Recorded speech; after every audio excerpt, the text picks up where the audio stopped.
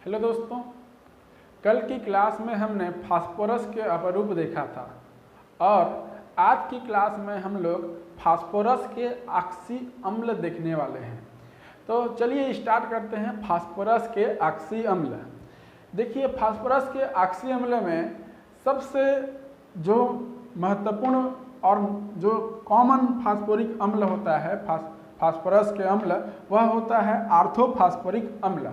और ऑर्थोफास्फोरिक अम्ल का जो फार्मूला होता है वह है H3PO4, जिसमें फास्फोरस डबल बॉन्ड O और 3 OH ग्रुप इसमें उपस्थित होते हैं। इसी को हम लोग जो है ऑर्थोफास्फोरिक अम्ल कहते हैं, H3PO4 को।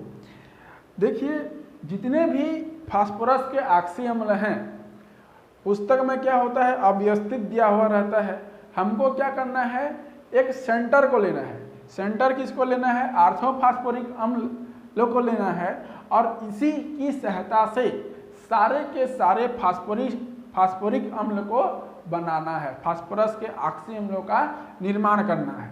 तो चलिए, सबसे कॉमन वाला होता है ऑर्थोफास्फोरिक अम्ल और इसकी सहायता से सबसे पहले बनाते हैं हम लोग पैरोफास्फोरिक अम्ल।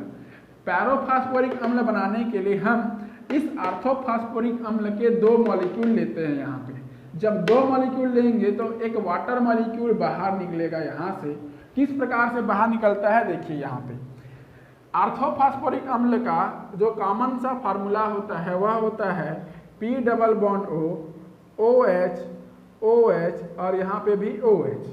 अब दूसरा मॉलिक्यूल आएगा यहाँ पे और यहाँ पे भी P double bond O, OH, OH और यहाँ पे भी OH पाया जाएगा। तो यहाँ से हमें क्या निकालना है, वाटर मॉलिक्यूल निकालना है। तो यहाँ से देखिए एक ऑक्सीजन बचेगा। एक ऑक्सीजन बचने के साथ साथ ये जो H2O है यहाँ से बाहर निकल जाएगा और ये जो ऑक्सीजन है इस P के साथ इस प्रकार से जुड़ जाएगा। ठीक है, P double bond O oxygen, P double bond O oxygen और बाकी ये दोनों सेम और ये दोनों सेम रहेंगे। तो इस प्रकार से पैरोफास्फोरिक अम्ल का यहाँ पर निर्माण होता है। ठीक है, यहाँ पे फास्फोरस और फास्फोरस आपस में ऑक्सीजन की सहायता से जुड़े हुए होते हैं। ठीक है, तो इसको हम लोग बोलते हैं पैरोफास्फोरिक अम्ल। अब देखिए, इस पैरोफास्फोरिक अम्ल में एक ऑक्सीजन निकाल दीजिए। यहाँ पे मैंने एक ऑक्सीजन यहाँ से निकाल दिया पैरोफास्फोरिक अम्ल में। जब एक ऑक्सीजन यहाँ से निकाल देता हूँ मैं, तो ये ऑक्सीजन यहाँ से निकल गया। अब ऑक्सीजन जब यहाँ से निकल जाएगा तो फास्फोरस और फास्फोरस से डायरेक्ट बंध बन जाएगा। इस तरह से फास्फोरस बंध बन गया। बाकी structure same, P double bond O, P double bond O, 2H यहाँ पर, 2H यहाँ पर। इस P में फास्फोरस में 2 OH है तो इस फास्फोरस में भी 2 OH है। तो ये ऑक्सीजन कौन सा निकला, ये जो ऑक्सीजन है ये वाला ऑक्सीजन यहाँ से बाहर निकला। जब एक ऑक्सीजन यहाँ से बाहर निकलेगा तो पहले क्या था नाम, पैरोफास्फोरिक अम्ल था। पैरोफास्फोरिक अम्ल से जब एक ऑक्सीजन निकल गया तो इसके सामने हम हाइपो जोड़ देंगे। क्या जोड़ेंगे इसके सामने, हाइपो। तो यहाँ पे बन जाता है हाइपो पैरोफास्फोरिक अम्ल। कुछ करना नहीं है, जब ऑक्सीजन एक बाहर निकालेंगे तो जब भी आप ऑक्सीजन बाहर निकालोगे तो उसके सामने क्या जोड़ना है, हाइपो वर्ड जोड़ना है। जैसे ही आप हाइपो जोड़ेंगे तो हाइपो पैरोफास्फोरिक अम्ल यहाँ पे बन जाएगा। ऑक्सीजन ये वाला यहाँ से बाहर निकालना है। तो यहाँ पे 3 फास्फोरस के 3 ऑक्सी अम्ल हो गया। इस ऑक्सी अम्ल को आपको यहाँ से याद होना चाहिए। ठीक है, इस ऑक्सी अम्ल को आपको याद होना चाहिए। ऑर्थोफास्फोरिक अम्ल का फार्मूला याद होना चाहिए, इसका स्ट्रक्चर आपको याद होना चाहिए। तो सबसे पहले 2 मॉलिक्यूल जोड़ो, वाटर मॉलिक्यूल बाहर निकालो तो पैरोफास्फोरिक अम्ल बनाना है। और वहां से यदि आप एक ऑक्सीजन मॉलिक्यूल निकालेंगे तो हाइपोपैरोफास्फोरिक अम्ल बनेगा। फिर वापस सेंटर में आ जाइए, ऑर्थोफास्फोरिक अम्ल के पास आइए। जब वापस हम सेंटर में आएंगे तो यहाँ से एक वाटर मॉलिक्यूल बाहर निकालो।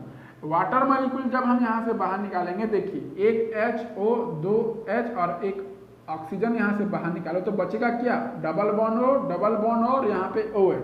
तो यहाँ पे देखिए डबल बॉन्ड O का डबल बॉन्ड O, ये जब हाइड्रोजन यहाँ से बाहर निकल जाएगा तो यहाँ पे भी ऑक्सीजन डबल बॉन्ड O होगा और ये OH पूर्ण रूप से यहाँ से हट जाएगा। तो यहाँ पे P डबल बॉन्ड O और OH यहाँ पर आ जाएगा। तो इसको हम लोग क्या बोलते हैं, मेटाफास्फोरिक अम्ल बोला जाता है।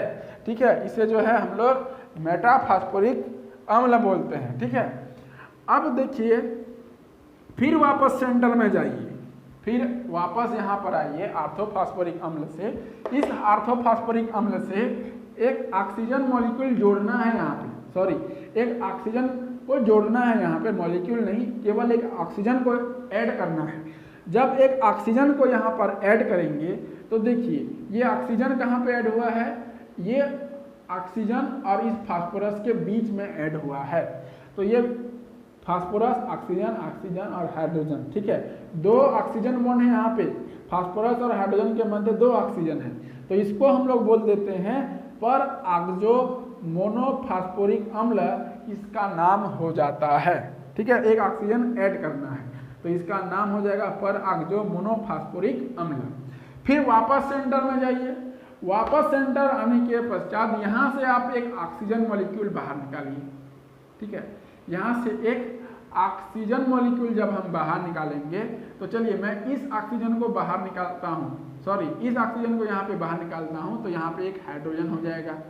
ठीक है, ऑक्सीजन बाहर निकला तो ऑक्सीजन की जगह कौन बचा, हाइड्रोजन, तो हाइड्रोजन को हाइड्रोजन मैंने इस प्रकार से लिख दिया है, OH, दो OH है तो यहाँ पे मैंने भी दो OH, डबल बॉन्ड ऑक्सीजन है तो डबल बॉन्ड ऑक्सीजन यहाँ पर भी उपस्थित है।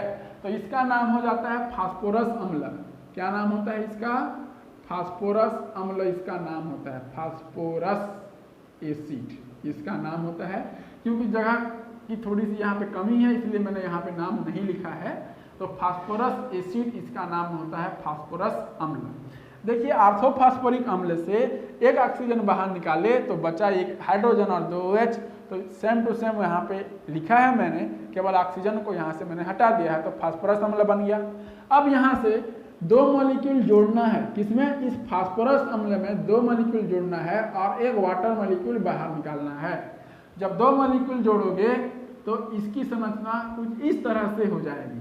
दो मॉलिक्यूल कैसे जोड़ना है, जैसे हमने यहाँ पे इसको जोड़ा था सेम टू सेम इसको यहाँ पे इस प्रकार से जोड़िए, phosphorus, hydrogen, P double bond O, OH, इधर OH, similarly P double bond O, OH, OH और यहाँ पे H। तो यहाँ पे वाटर मॉलिक्यूल यहाँ से बाहर निकल जाएगा, बचेगा एक ऑक्सीजन जो कि दोनों फास्फोरस से यहाँ पे मिक्स होगा। ठीक है, यहाँ पे P double bond O, oxygen, P double bond O, इस प्रकार से फास्फोरस फास्फोरस के मध्य ऑक्सीजन बन जाएगा और ये वाली संरचना यहाँ पे बन जाएगी। तो इसका नाम क्या हो जाएगा, वाटर बाहर निकला, दो मॉलिक्यूल ऐड किए, देखिए यहाँ पे पैरो वर्ड जोड़ा था, जिस प्रकार से फास्फोरिक अम्ल में हमने यहाँ पे पैरो वर्ड जोड़ा था, उसी प्रकार से फास्फोरस एसिड से वाटर निकला है और दो मॉलिक्यूल ऐड हुए हैं, तो इसका नाम क्या हो जाएगा, पैरोफॉस्फोरस अम्ल, पैरोफॉस्फोरस अम्ल इसका नाम हो जाएगा। ठीक है, इसके पश्चात ये है आपका फास्फोरस अम्ल और इस फास्फोरस अम्ल से वापस एक ऑक्सीजन निकाल दीजिए। जब हम एक ऑक्सीजन निकालते हैं तो कौन सा वर्ड आता है, हाइपो। तो यहाँ से देखिए एक हाइड्रोजन जो है, एक ऑक्सीजन यहाँ से निकल गया तो इसका नाम क्या हो जाएगा, हाइपो पैरो फास्फोरस अम्ल इसका नाम हो जाएगा, फास्फोरस, हाइपो पैरो फास्फोरस अम्ल इसका नाम हो जाएगा। एक बार पुनः रिपीट करता हूँ, फास्फोरस के ऑक्सी अम्ल में जो सबसे कॉमन ऑक्सी अम्ल होता है वह है ऑर्थोफॉस्फोरिक अम्ल, जिसका फार्मूला H3PO4 होता है। यहाँ से दो मॉलिक्यूल यदि हम ऐड करेंगे और वाटर मॉलिक्यूल को हटाएंगे तो यहाँ से बनेगा पैरोफॉस्फोरिक अम्ल। पैरोफॉस्फोरिक अम्ल से यदि हम एक ऑक्सीजन को रिमूव कर देंगे, इस ऑक्सीजन को यदि आप रिमूव कर दोगे तो यहाँ पे बन जाएगा हाइपो पैरोफॉस्फोरिक अम्ल बन जाता है। उसके पश्चात पुनः आप सेंटर में आइए, यहाँ से एक वाटर मॉलिक्यूल निकालिए, वाटर मॉलिक्यूल यहाँ से निकालेंगे तो मेटाफॉस्फोरिक अम्ल बनता है। फिर वापस सेंटर में आएंगे, सेंटर से एक ऑक्सीजन को ऐड करोगे तो यहाँ पे बनता है पर ऑक्सो मोनोफॉस्फोरिक अम्ल। और फिर सेंटर वापस में आना है, वहाँ से एक ऑक्सीजन को हटाओगे तो बन जाएगा फास्फोरस अम्ल। और यहाँ से इस फास्फोरस अम्ल से दो मॉलिक्यूल ऐड करेंगे, एक वाटर मॉलिक्यूल जोड़ेंगे, सॉरी हटाएंगे तो यहाँ पे बन जाएगा पैरोफास्फोरस अम्ल। फिर यहाँ पे आना है फास्फोरस अम्ल से और यहाँ से एक ऑक्सीजन हटाओगे तो बन जाएगा हाइपोपैरोफास्फोरस अम्ल। तो यहाँ से हमने जाना फास्फोरस के ऑक्सी अम्ल की संरचना और उसके नाम। लेकिन इसके साथ साथ एक जरूरी चीज है ऑक्सीकरण अवस्था निकालना। तो ऑक्सीकरण अवस्था निकालना बहुत जरूरी होता है। तो ऑक्सीकरण अवस्था यहाँ से किस प्रकार से निकाला जाता है, तो ऑक्सीकरण अवस्था चलिए निकालना सीखते हैं। देखिए फास्फोरस जो है यहाँ पे केंद्रीय परमाणु होता है। कोई भी आप फास्फोरस का ऑक्सी अम्ल उठा के देखो तो यहाँ पे फास्फोरस एक केंद्रीय परमाणु होता है और इस फास्फोरस का हमें ऑक्सीकरण अवस्था निकालना रहता है। तो किस प्रकार से निकालते हैं, देखिए सबसे पहले हम लोग निकालते हैं H3PO4 मॉलिक्यूल का ऑक्सीकरण अवस्था निकालते हैं। आपको याद होना चाहिए कि ऑक्सीकरण का -2 होता है और हाइड्रोजन का जो होता है +1 होता है। तो और 11वीं कक्षा में भी इसको मैंने बताया है, तो यहाँ पे रिपीट कर देते हैं। देखिए हाइड्रोजन जो है 3 है, इसका +1 होता है तो मैंने यहाँ पे नॉर्मल लिख दिया 3। फास्फोरस को लेना है, फास्फोरस यहाँ पे केंद्रीय परमाणु है और केंद्रीय परमाणु को हमें मानना है X। उसके पश्चात ऑक्सीजन का होता है -2, तो -2 × 4 हो गया, तो 3 + X - 8 हो गया = 0 लिखता हूँ यहाँ पे, ठीक है, और = 0। अब देखिए अब हम क्या करेंगे, ये 3 और 8 में 3 जाएगा, 5 बचेगा, तो x - 5 = 0, तो x = +5। तो ऑक्सीकरण अवस्था जो यहाँ पे फास्फोरस की है उसका ऑक्सीकरण अवस्था कितना हो जाएगा, +5 इसकी ऑक्सीकरण अवस्था हो जाएगी। तो आई होप आपको समझ में आया होगा कि ऑक्सीकरण अवस्था कैसे निकालते हैं। फिर अगेन देखते हैं पैरोफास्फोरिक अम्ल का, इसका देखेंगे पैरोफास्फोरिक अम्ल का ऑक्सीकरण अवस्था निकालना सीखेंगे। पैरोफास्फोरिक अम्ल में देखिए कितने हाइड्रोजन है, 4 हाइड्रोजन है, H4P2 और ऑक्सीजन की संख्या है 2 2 4 2 6 और 1 7। तो H4, ठीक है, पैरोफास्फोरिक अम्ल का निकाल रहे हैं H4P2 के पश्चात ऑक्सीजन की संख्या है 7। यदि हम इसका ऑक्सीकरण अवस्था निकालेंगे तो हाइड्रोजन का होगा 4 + 2x, फास्फोरस को x मानना है और यहाँ पे ऑक्सीजन का 2 होता है तो -2 × 7, तो यहाँ = 0। तो यहाँ पे 4 + 2x - 14 = 0 और यहाँ पे हो जाएगा 14 में 4 गया तो 10 बचेगा, तो 2x - 10 = 0 या 2x = 10, तो x = हो जाएगा 10/2 बराबर हो जाएगा +5, ठीक है। तो यहाँ पे ऑक्सीकरण अवस्था x का कितना हुआ, यहाँ पे भी +5 ऑक्सीकरण अवस्था और यहाँ पे भी +5 ऑक्सीकरण अवस्था हो जाएगा। फिर हम लोग निकालते हैं हाइपोपैरोफास्फोरिक अम्ल का। हाइपोपैरोफास्फोरिक अम्ल का जो फार्मूला होता है वह होता है H4P2O6। H4P2O6 देख लीजिए, हाइपोपैरोफास्फोरिक अम्ल में हाइड्रोजन की संख्या 4 है, फास्फोरस की संख्या 2 है और ऑक्सीजन की संख्या 6 है। तो यदि आप इसका निकालेंगे 4 + 2x - 12 = 0 होगा, तो यहाँ पे 2x = कितना हो जाएगा 8, तो x का मान आ जाएगा +4 आएगा। तो फास्फोरस का ऑक्सीकरण संख्या यहाँ पे +4 और यहाँ पे भी +4 आएगा। ठीक इसी प्रकार से आप इसका भी निकाल सकते हैं, इसका भी निकाल सकते हैं, इसका भी निकाल सकते हैं और इसका भी निकाल सकते हैं। एक एक्सेप्शन केस है। एक्सेप्शन केस क्या है यहाँ पे कि ये जो पर मोनोफास्फोरिक अम्ल है, ये जो पर मोनोफास्फोरिक अम्ल है, ये इसका जो ऑक्सीकरण अवस्था होती है +7 होती है। लेकिन यदि आप इसका ऑक्सीकरण अवस्था निकालेंगे तो देखो ऑक्सीकरण अवस्था निकालते हैं, H3 है, 3 हाइड्रोजन है, ऑक्सीजन कितना है 2 2 4 और 4 1 5 ऑक्सीजन है और H3P और ऑक्सीजन का 5। इसका ऑक्सीकरण अवस्था निकालो 3 + x और -10 = 0 होगा, तो x =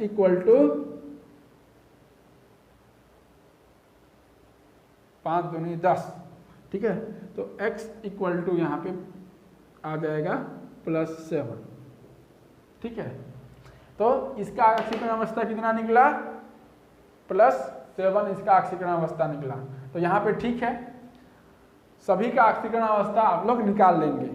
एक बात और है यहाँ पे क्षारीय गुण कि कौन कितना क्षारीय है। यदि एक OH उपस्थित हो तो वह एक क्षारीय होता है, 2 OH उपस्थित हो तो वह द्विक्षारीय होता है, 3 OH उपस्थित हो तो वह त्रिक्षारीय होता है। तो क्षारीय जो गुण है उसको भी आपको रटना नहीं है। आप यहाँ पे देख रहे हैं जितना OH उपस्थित होगा उतना ही उसका उतना ही क्षारीय होगा। तो यहाँ पे 3 OH उपस्थित है तो यह त्रिक्षारीय होगा। यहाँ पे 3 OH उपस्थित है तो यहाँ पे भी त्रिक्षारीय होगा। यहाँ पे देखो मेटाफॉस्फोरिक अम्ल में 1 OH उपस्थित है तो यहाँ पे यह एक क्षारीय होगा। उसके पश्चात फास्फोरस अम्ल देखना, यहाँ पे 2 OH उपस्थित है तो ये द्विक्षारीय होगा। यहाँ पे 1 OH उपस्थित है, ये भी एक क्षारीय होगा। यहाँ पे कितना OH उपस्थित है, 4 OH उपस्थित है तो यह चतुष्क्षारीय होगा। यहाँ पे 4 OH उपस्थित है तो यह भी चतुष्क्षारीय होगा। पुस्तक में जो दिया है उसको रटना नहीं है। जब क्षारीय गुण की बात करें तो आपको केवल OH की संख्या देखना है, जितनी संख्या होगी उतनी ही उसकी क्षारीय गुण होगा, ठीक है। तो ये 3 संख्या है तो त्रिक्षारीय, 2 संख्या है तो द्विक्षारीय, 1 संख्या है तो एक क्षारीय। यहाँ से हमेशा 1 नंबर 2 नंबर के लायक प्रश्न पूछते हैं फास्फोरस के ऑक्सी अम्ल में कि ऐसा कौन सा ऑक्सी अम्ल है जिसमें फास्फोरस बंद पाया जाता है। पहला प्रश्न क्या है सुन लीजिए अच्छे से कि ऐसा कौन सा फास्फोरस का ऑक्सी अम्ल है जिसमें फास्फोरस बंद पाया जाता है। तो फास्फोरस बंद देखो अच्छे से, हाइपोपैरोफास्फोरिक अम्ल में फास्फोरस बंद पाया जाता है, ठीक है। यह एक अकेला ऑक्सी अम्ल है जिसमें फास्फोरस बंद पाया जाता है। तो आपको सवाल यह भी उठा के दे सकता है कि निम्नलिखित में से कौन से फास्फोरस के ऑक्सी अम्ल में फास्फोरस बंद पाया जाता है। पहला ऑप्शन रहेगा हाइपोपैरोफास्फोरिक अम्ल, दूसरा ऑप्शन रहेगा पैरोफास्फोरिक अम्ल, एक ऑप्शन रहेगा पैराक्सोमोनोफास्फोरिक अम्ल। तो आपको टिक किस में लगाना है, हमेशा हाइपोपैरोफास्फोरिक अम्ल में आपको टिक लगाना है। दूसरा क्वेश्चन क्या पूछ सकता है यहीं से, ये तो पहला क्वेश्चन हुआ। दूसरा क्वेश्चन आपको यहाँ से पूछ सकता है कि निम्नलिखित में से कौन से फास्फोरस के ऑक्सी अम्ल में फास्फोरस बंद पाया जाता है।